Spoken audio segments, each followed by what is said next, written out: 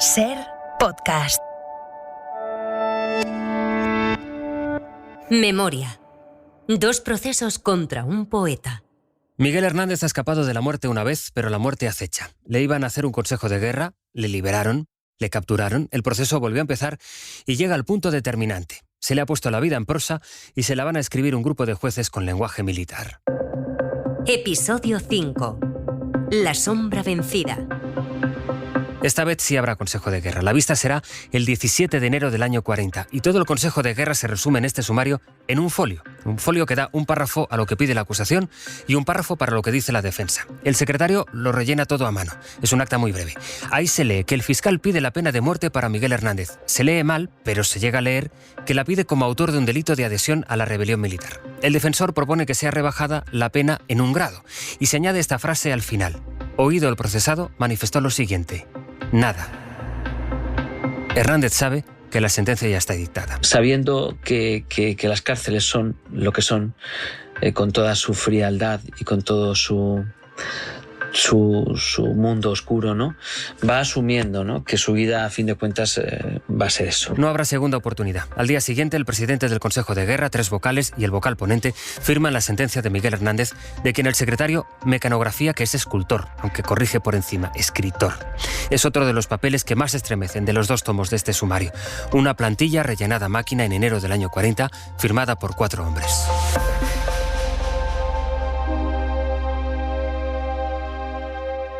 Considerando probado que el procesado de antecedentes izquierdistas se incorporó voluntariamente en los primeros días del alzamiento al 5º Regimiento de Milicias, dedicado a actividades literarias de propaganda revolucionaria y de excitación contra las personas de orden. Considerando que los hechos probados constituyen un delito de adhesión a la rebelión. Considerando que el responsable criminalmente de un delito lo es también civilmente. Fallamos que debemos condenar y condenamos al procesado Miguel Hernández Gilabert como autor de un delito de adhesión a la rebelión a la pena de muerte. Accesorias legales para caso de indulto. El auditor, que se ocupa de que las sentencias se cumplan, firma en un folio adjunto, en el que añade a máquina algo más. Añade esta frase: quedando en suspenso la ejecución de la condena hasta tanto se reciba el enterado de su excelencia el jefe del Estado. Pues esa es la pregunta ahora. ¿Qué va a hacer Franco? ¿Y por qué lo hará?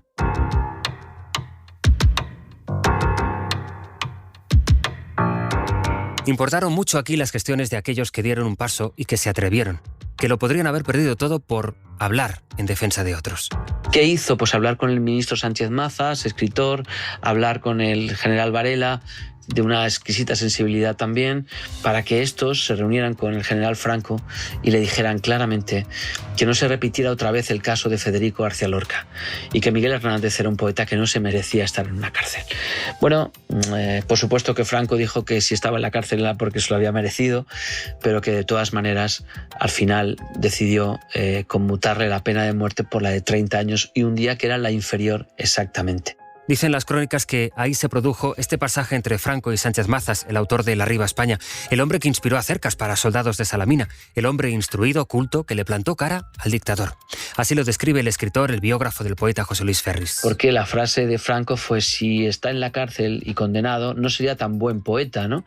Y fue cuando le contestó Sánchez Mazas aquella frase contundente y crecida de que sí, es un gran poeta y usted me puede hablar de todas las estrategias militares, pero no me puede hablar para nada de si un poeta es bueno o no lo es.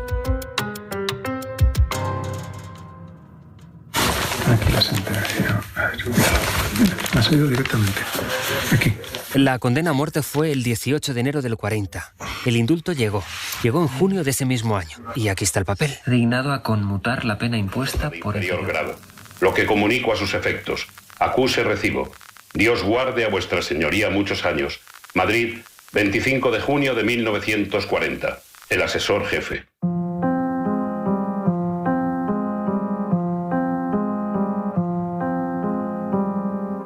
En el legajo del archivo aparece ahora una especie de recibo con las cuentas. Dice: liquidación del tiempo de condena. Ha sido condenado a la pena de muerte conmutada por 30 años. 30 años, esa era la pena inferior en grado a la pena de muerte. Y en esa liquidación se ponen a echar las cuentas. Tiempo que ha estado en prisión Miguel Hernández y que se le abona, 8 meses y 27 días. La resta por cumplir la pena son 29 años, 3 meses y 3 días. O sea, la condena se hubiera extinguido el 3 de mayo del 69, cuando el poeta hubiera tenido 59 años. Demasiado futuro para un poeta que ingresó en la cárcel de Palencia entre el frío y el hambre. Y su salud, por supuesto, lo pasó mal. Parece ser que en Palencia en concreto tuvo afecciones pulmonares muy serias que se pudieron juntar ya con esos toques de salud que no iban bien. Luego la prisión de Yeserías y Ocaña. Al fin, ya enfermo, Alicante, donde los suyos, su mujer, podían visitarle, no su padre, que no lo hizo nunca. Miguel Hernández vivió unas condiciones pésimas dentro de la cárcel, ¿no? También pues momentos de risas y momentos de recuento de anécdotas con sus amigos, que seguramente eso le darían la esperanza, pero las condiciones realmente eran muy malas, y fundamentalmente ya en los últimos momentos en la cárcel de Alicante, cuando Miguel Hernández ya está moribundo. Hay una anécdota muy hermosa que contaba Josefina Manresa, que parte de los poemas del cancionero y romancero de ausencias salían de la cárcel de la siguiente manera. Josefina le llevaba una lechera con caldo y cuando recogía esa lechera, Miguel Hernández le ponía en la tapa los poemas para huir precisamente de la censura o que se los requisaran. Entonces Josefina Manresa pudo recoger muchos de esos poemas que Miguel Hernández escribía en la cárcel. Hay algunos poemas que están escritos en condiciones terribles, ¿no? En papel del baño. Se conservan algunos. Será su poesía de despedida, como plantea la profesora Carmen Alemán. Puede decirse que aquellos últimos versos, El cancionero de ausencias, fueron los papeles que escribió Miguel Hernández mientras se iban escribiendo todos estos otros papeles en su contra, los de su proceso. Que sus poemas fueron entonces su respuesta, como si después de todo lo que le habían escrito, suya hubiera de ser la última palabra. Y es efectivamente un testamento que nos deja Miguel Hernández de todos esos años que tuvo que vivir después de la guerra civil, batallando con las cárceles, batallando con la enfermedad, batallando con su propio pesimismo para que en algún resquicio ver también lo positivo y ver también que siempre tiene que haber esperanza. La familia pidió su traslado al Sanatorio Antituberculoso de Valencia, pero ese permiso llegó demasiado tarde ya. No es posible acariciarte con las manos que me dio, el fuego que más deseo, el ansia de más ardor. Varias alas, varios vuelos abaten en ellas hoy, hierros que cercan las venas y las muerden con rencor. Por amor, vida abatido, pájaro sin remisión, solo por amor odiado. Solo por amor. Miguel, por supuesto, nunca se entregó. Y ese fue también otra de las penitencias que pagó y que le costaron la vida, porque él no cedió. La tortura real del ambiente, de la situación, de tener a una mujer a la que quería por encima de todo junto a su hijo, y que estar con ellos significaba renunciar a todo su pensamiento, a lo más digno de un hombre, y esa lucha interna quizá le desgastó muchísimo. Entre querer complacer a su mujer haciendo lo que sea para que le concedieran la libertad, y por otro lado ser coherente y no hincar la rodilla ante sus verdugos, ante los fascistas o ante el enemigo, ¿no? Y esa fue quizá lo más amargo de los últimos tiempos de Miguel. Lo más curioso es que el sumario no acaba aquí. Hay otra nota. En 1943, la Comisión de Examen de Penas del Ministerio del Ejército rebajó la condena a Miguel Hernández. La dejó en 20 años y un día. De manera que la condena se le hubiera acabado no en el 69, sino en el año 59. Esa rebaja se autorizó en el año 44 y el poeta ahí ya llevaba 2 años muerto. Hay que decir que esos errores eran habituales. Esto nos lo cuenta el director del Archivo de la Defensa. Habituales e incluso peores. O digamos, desde sumarios, algo muy habitual, sumarios que ya se sustancian y el reo ya está fusilado, por ejemplo. Eso, aquí hay muchos casos de eso. Hay casos, claro. En el año 44, insistimos, cuando ya llevaba 2 muertos, el juez militar de Madrid pidió el certificado de defunción de Miguel Hernández.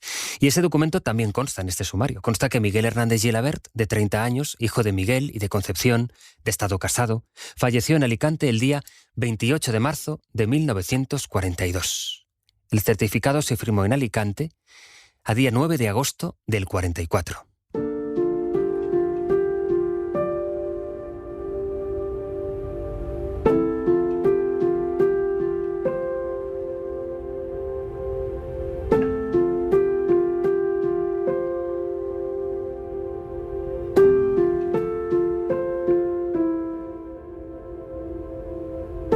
Con su mujer, con Josefina Manresa, accedió a casarse por la iglesia para evitarle problemas ya al final de su vida.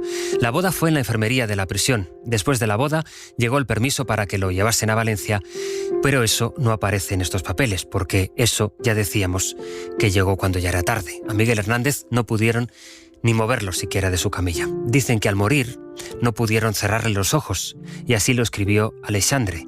Tus grandes ojos azules, abiertos, se quedaron bajo el vacío ignorante, cielo de losa oscura. Muerto el poeta, se archiva la causa. Los últimos papeles son estos que cierran el proceso, y una nota en rotulador. Pone Leg 6047. La crítica ha consensuado que el último poema que él escribe es Eterna sombra, ¿no? El que deja a la sombra vencida. Y quizá dicen que es el último, aunque yo creo que difícilmente podemos saber si es o no es ese el último poema, pero sí es un poema extremadamente significativo. Carne sin norte que va en oleada, hacia la noche siniestra, baldía. ¿Quién es el rayo de sol que la invada? Busco, no encuentro ni rastro del día. Solo el fulgor de los puños cerrados, el resplandor de los dientes que acechan. Dientes y puños de todos los lados.